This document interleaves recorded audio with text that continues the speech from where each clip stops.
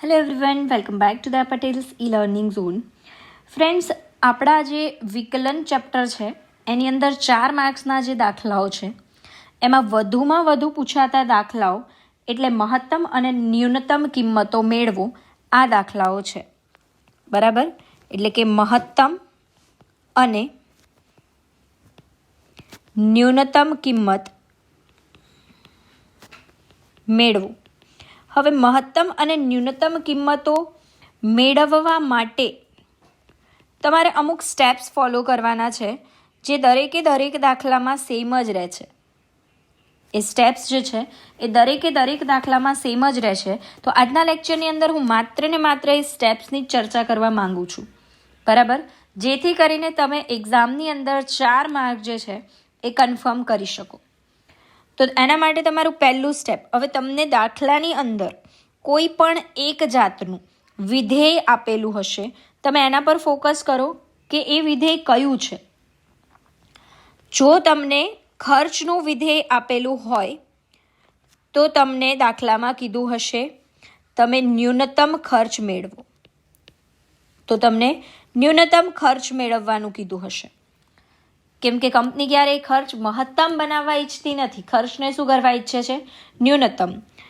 જો તમને દાખલામાં આમદાની વિધેય આપેલું હોય તો આર હોય અને તો તમને મહત્તમ આમદાની શોધવાની કીધેલી હશે. બરાબર, ઘણીવાર નફો શોધવાનું પણ કીધું હોય તો નફા માટે કેપિટલ પી નું વિધેય આપેલું હોય છે. જો ન આપેલું હોય તો ટોટલ રેવન્યુમાંથી ટોટલ કોસ્ટ બાદ કરીને આપણે નફો શોધી પણ શકીએ અને એના આધારે તમારે મહત્તમ નફો શોધવો પડશે. બરાબર છે. તો ઇન શોર્ટ, મહત્તમ નફો કેટલા ઉત્પાદન કરવાથી મળે, ઓછામાં ઓછો ખર્ચ કેટલું ઉત્પાદન કરવાથી મળે, એ બધી બાબતો માટે તમારે આ દાખલાઓનો ઉપયોગ થતો હોય છે. અને ખાસ બોર્ડની એક્ઝામ માટે 4 માર્ક મેળવવા માટે તમારે આ દાખલાઓનો ઉપયોગ કરવાનો છે. તો એના માટે જે સ્ટેપ્સ અત્યારે હું ચર્ચા કરું છું એ તમારે કમ્પલસરી યાદ કરવાના રહેશે. તમને કોઈ પણ વિધેય આપેલું હોય, સ્ટેપ નંબર 1, આપેલ વિધેય નું વિકલિત મેળવો. આપેલ વિધેયનું વિકલિત મેળવો. હવે આપેલ વિધેયમાં તમારે સમજવાની વસ્તુ છે, જો તમને ખર્ચનું વિધેય આપેલું હોય અને તમને એવું કીધું કે ન્યૂનતમ ખર્ચ મેળવો, તો જ તમારે એનું વિકલિત મેળવવાની પ્રોસેસ આગળ કરવાની. બરાબર, હવે તમને કીધું હોય આપેલું છે, તમને માની લો કે માંગનું વિધેય એટલે કે સ્મોલ પી. બરાબર, અને તમને કીધું હોય મહત્તમ આમદાની મેળવો, તો પહેલું જ કામ તમારે કરવાનું થાય આમદાનીનું વિધેય મેળવવાનું. બરાબર છે. જો તમને વિધેય આપેલું હોય માંગનું અને તમને કીધું હોય મહત્તમ આમદાની મેળવવાનું, તો પહેલું કામ તમારે કરવાનું થાય આર મેળવવાનું, અને આર બરાબર પી ઇન્ટુ એક્સ.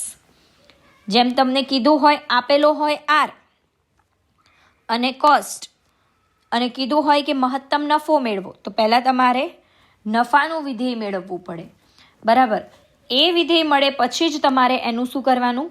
વિકલિત કરવાનું. સ્ટેપ નંબર 2, વિકલિત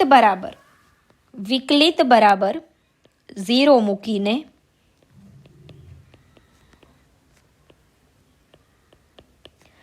અને એક્સની કિંમતો મેળવો. એક્સની કિંમતો મેળવો. આ જે એક્સની કિંમતો મેળવશો એને આપણે કહીએ છીએ સ્થિર બિંદુઓ. કેવા બિંદુઓ કહેવાય? સ્થિર બિંદુઓ. ઇંગ્લિશમાં એને કહેવાય સ્ટેશનરી પોઈન્ટ. કેવા? Stationary point. બરાબર. સ્ટેપ નંબર 3, દ્વિતીય વિકલિત શોધો. દ્વિતીય વિકલિત એટલે f' ઓફ x શોધો. બરાબર છે. દ્વિતીય વિકલિત એટલે કે f' ઓફ x શોધો.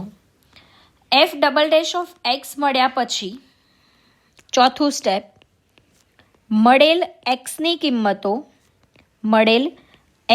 કિંમતો એફ ડબલ ડેશ ઓફ એક્સમાં મૂકો, એફ ડબલ ડેશ ઓફ એક્સમાં મૂકો અને જે નવી કિંમત મળી એ સમજજો. હવે જો F double dash of X greater than 0 મળે એટલે કે ધન મળે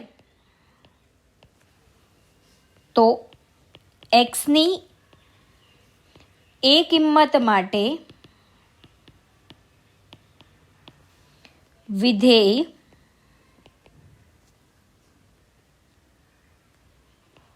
ન્યૂનતમ બને.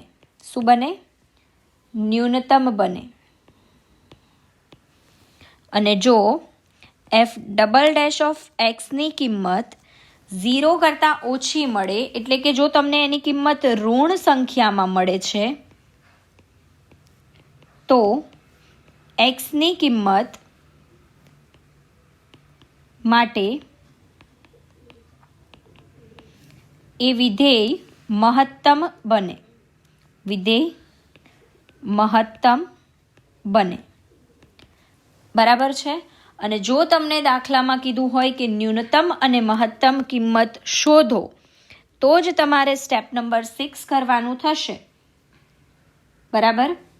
તો એના માટે તમારે શું કરવાનું?